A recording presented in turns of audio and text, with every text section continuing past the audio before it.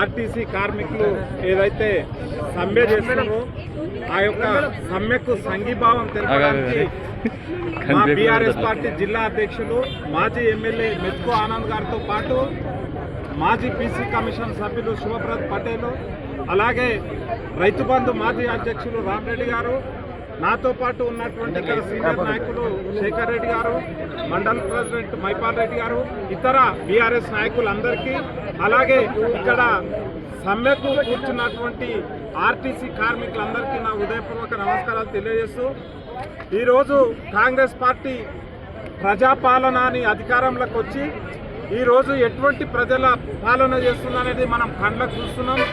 ఈరోజు శాంతియుతంగా ధర్నా వారికి వచ్చే హక్కుల కోసం వారికి రావాల్సిన న్యాయబద్ధమైనటువంటి కోరికలను నెరవేర్చాలని ఒక డిమాండ్తోని ఆర్టీసీ కార్మికులు ఈరోజు సమ్మె కూర్చుంటే వారు వేసుకున్న టెంటును కూడా తీసేసింది. అంటే ఈ యొక్క ప్రభుత్వం యొక్క ఆలోచన తీరు ఏ రకంగా ఉన్నదనేది చూస్తే తెలుస్తుంది. ఇంత ఎండ లోపల వాళ్ళు నీడ కూర్చొని శాంతియుతంగా ధర్నా చేస్తున్నటువంటి సందర్భం లోపల ఈరోజు వారికి టెంట్ కూడా లేకుండా చేసి ఈ ఎర్ర టెండల మహిళలను మరి ఏజ్ అయినటువంటి ఉద్యోగస్తులను ఎండల నిలబెట్టింది ఈ ప్రభుత్వం. ఈ ప్రభుత్వాన్ని సూటిగా అడగదలుచుకున్నాం ఒకటే, ప్రజాపాలన అంటే ఇదేనా? మీరు ప్రజలకు ఏం చెప్పి మీరు ఏం చేస్తున్నారు? ఏ రంగంలో ఉన్న ప్రజలకైనా మీరు చెప్పిన హామీలు కానీ వారికి న్యాయబద్ధంగా లభించేటువంటి హక్కులను కానీ మీరు చేస్తున్నారా? మీరు అది ఆలోచించాలి ఈ యొక్క కాంగ్రెస్ ప్రభుత్వం. ఎందుకంటే బీఆర్ఎస్ గవర్నమెంట్ ఉన్నప్పుడు విలీన ప్రక్రియను ఇంచుమించుగా పూర్తి చేసింది, కానీ చివరి క్షణం లోపల అది అమలు కాలేకపోయింది. అది నిజంగా చాలా బాధాకరం. ఆ యొక్క ఏదైతే ఆగిపోయిందో అక్కడి నుంచి చేసి వీళ్ళని పూర్తి ప్రభుత్వ ఉద్యోగులుగా గుర్తించే విధంగా ఈ ప్రభుత్వం నిర్ణయం తీసుకోవాలి. అలాగే వాళ్ళకి ఏదైతే 2021, 2025 ఏదైతే పే స్కేల్ ఏదైతే ఉందో అది కూడా అమలు చేయాలి. వారికి ముఖ్యంగా ఉద్యోగ భద్రత అనేటువంటిది కల్పించాలి. వారి న్యాయమైన డిమాండ్లను అన్నింటినీ కూడా లెక్కలోకి తీసుకొని అమలు చేయాలని ఈ సందర్భంగా నేను డిమాండ్ చేస్తున్నా. తప్పకుండా వికారాబాద్ పక్షాన మా జిల్లా పార్టీ అధ్యక్షులు మెతుకు ఆనంద్ గారి ఆధ్వర్యం లోపల మీరు ఎన్ని రోజులు సమ్మె చేస్తే అన్ని రోజులు మీ యొక్క కోరికలు నెరవేరేంత వరకు మీరు ఎక్కడున్నా మీ వెంబడి ఉండి మేము నడుస్తాం. ఎవరికి భయపడేది లేదు. ఈ కాంగ్రెస్ పార్టీ అంటేనే ఇది ఒక మూర్ఖమైనటువంటి పరిపాలన చేస్తుంది. మనం ఇంతకుముందు కూడా చూసినాం. వాళ్ళ సంపాదన కోసం పాలన చేస్తుంది తప్ప ప్రజల యొక్క యోగక్షేమాలు, ప్రజల యొక్క పక్షాన ఏ రోజు కూడా ఈ పరిపాలన అన్నటువంటి కొనసాగదు. ఆర్టీసీ కార్మికుల యొక్క న్యాయమైన డిమాండ్ నెరవేర్చాలని ఈ సందర్భంగా తీసుకుపోతుంది బస్సులు అంటున్నావు. ఎవరు దాని కారణం? దాన్ని మర్చిపోయి నువ్వు వివరిస్తున్నావు. ఆ పథకం నుండి నిన్నటి నుండి ఆ పథకం కూడా ఖతమైపోయింది. కాబట్టి రేవంత్ రెడ్డి గారు ఇప్పటికైనా ఈ ఆర్టీసీ కార్మికుల న్యాయబద్ధమైనటువంటి డిమాండ్ విలీనం చేయాల్సిందే. అదేవిధంగా పే స్కేల్ ఇవ్వాల్సిందే. వాళ్ళ సంఘాలని పునరుద్ధరించాల్సిందే. లేని పక్షంలో తప్పకుండా తెలంగాణ ఉద్యమం చేసినటువంటి మేము ఆ రోజు మాతో అండగా ఉన్నటువంటి కార్మిక సోదరుల కోసం మేము తప్పకుండా వారికి అండగా ఉంటాం. చాలా మంది మొత్తం ఈరోజు నిన్ననే స్టార్ట్ అయింది కాబట్టి ఈ జిల్లా వికారాబాద్ జిల్లా అంటే పోరాటాల గడ్డ. తప్పకుండా నీకు ఈడ్ నుండే చరమగీతం పాడతాం రేవంత్ రెడ్డి గారు అని చెప్పి తెలియజేసుకుంటూ, తప్పకుండా ఈరోజు నిన్ననే వచ్చింది మనకు కాళేశ్వర కమిషన్ మీద చాలా ఆరోపణలు చేసిండు రేవంత్ రెడ్డి గారు. కాళేశ్వరంలో మొత్తం అవినీతి జరిగింది, అది జరిగింది, ఇది జరిగింది అని చెప్పి గ్లోబల్ ప్రచారం చేసి ఎన్నికల్లో గెలిచిడు. తర్వాత ఏం చెప్పింది నిన్న హైకోర్టు? నీ కమిషన్ ట్రాసు, నీ కమిషన్ ఫేకు, నీ కమిషన్ ఇక్కడ కూడా చట్టబద్ధత లేదు, కమిషన్ విచారణ చేయడానికి కరెక్ట్గా విచారణ చేయలేదని చెప్పేసి హైకోర్టు నీ విచారణ కమిషన్ని మొట్టికాయలేసింది.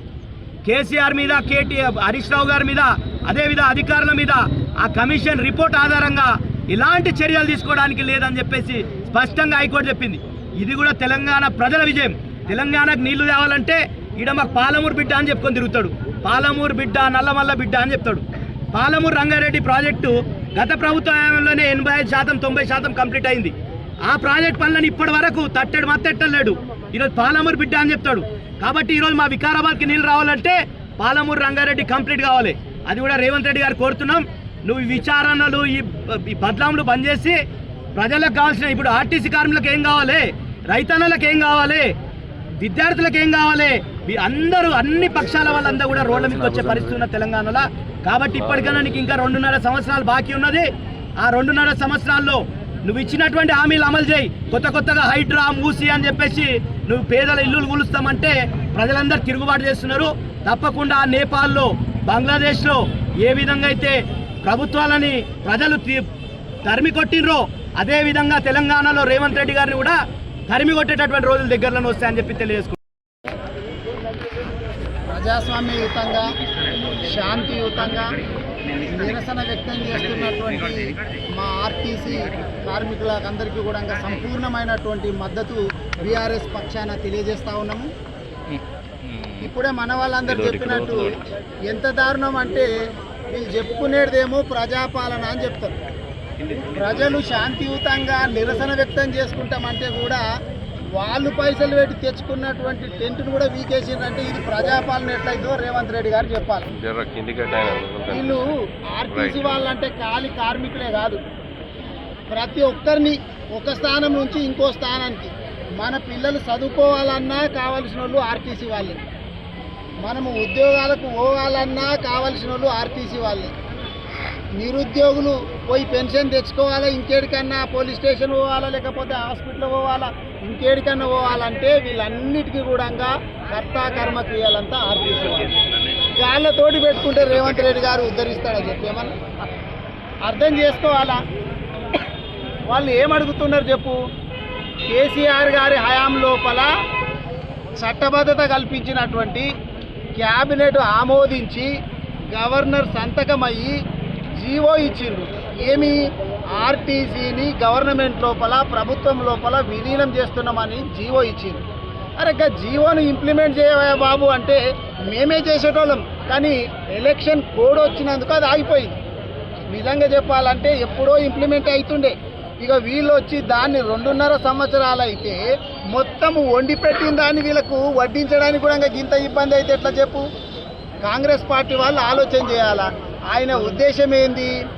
ఎటొచ్చి ఆర్టీసీని ప్రైవేటైజేషన్ చేయాలా, ప్రైవేటు వ్యక్తుల చేతులలో పెట్టాలా.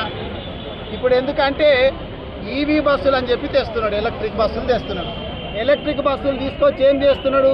ఇక్కడ ఉద్యోగులను అందరినీ తీసి ఎక్కడో దూరం ఆదిలాబాదు అక్కడ అటువంటి వాళ్ళకు పంపించి ప్రైవేటు వ్యక్తులకు ఆ ఈవీ బస్సులు కొనేటట్లు చేసి ఆ బస్సులను తెచ్చి బస్ స్టేషన్లలో పెడతాడంట. అంటే ఇక ఈ బస్సు డిపోలో పనిచేసేటటువంటి కార్మికులందరూ కూడా వేరే జిల్లాలకు వెళ్ళిపోవాలా, ఇక్కడ ప్రైవేటు వాళ్ళు ఇక్కడ కబ్జా చేయాలనేటటువంటి ఉద్దేశం. కాబట్టి నేను నేను డిమాండ్ చేసేది ఏంటంటే ఈవీ బస్సులకు మేము వ్యతిరేకం కాదు, ఈవీ బస్సులు తీసుకొని రండి, కానీ అవి ప్రైవేట్ వాళ్ళకి ఇచ్చుడు ఎందుకు? అదే మా ఆర్టీసీకి ఇచ్చేస్తే ఈ ఆర్టీసీని గవర్నమెంట్లో విలీనం చేసి ఇక్కడనే బస్సులు పెట్టి, ఈవీ బస్సులు పెట్టి ఇక్కడ కార్మికులకు అందరికీ, మన ఎంప్లాయీస్కి అందరికీ వాళ్ళ చేతిలో పెడితే వాళ్ళే చేస్తారు కదా. నువ్వే అంటున్నావు కదా, మేము చాలామందికి ఇప్పుడు మహిళలను 1 కోటి మందిని కోటీశ్వరులు చేస్తామని చెప్పి నువ్వే చెప్తున్నావు. మరి ఆర్టీసీలలో కూడా మా మహిళా సోదరి మంది ఉన్నారు, వాళ్ళ చేతిలో పెట్టండి, వాళ్ళ చేతిలో పెట్టండి. ఆడవాళ్లకు మంచి చేయితనియండి, ఆడవాళ్ళ పేరు మీదనే, మహిళల పేరు మీదనే మీరు బస్సులు అప్పగించండి. వాళ్ళు కూడా చక్కదిద్దేటటువంటి బాధ్యత వాళ్ళే తీసుకుంటారు. అంతేగాని మళ్ళేవనుకో ప్రైవేట్ వానికి అప్పగించేసి వాళ్ళ చేతిలో పెడతాము, వీళ్ళ నోర్లు కొడతాము, ఇక్కడ నుంచి తీసేసి వేరే దగ్గరికి పంపిస్తామంటే ఎట్లా ఊరుకుంటారో చెప్పు. మీరు ఇప్పుడు మహాలక్ష్మి పథకం కింద నెలకు 400 కోట్లు రావాలి, రిలీజ్ చేస్తున్నారా మీరు? దాదాపు 3000 పైచీలకు బాకీ పడ్డది. మరి అవి ఎవడు కట్టాలా?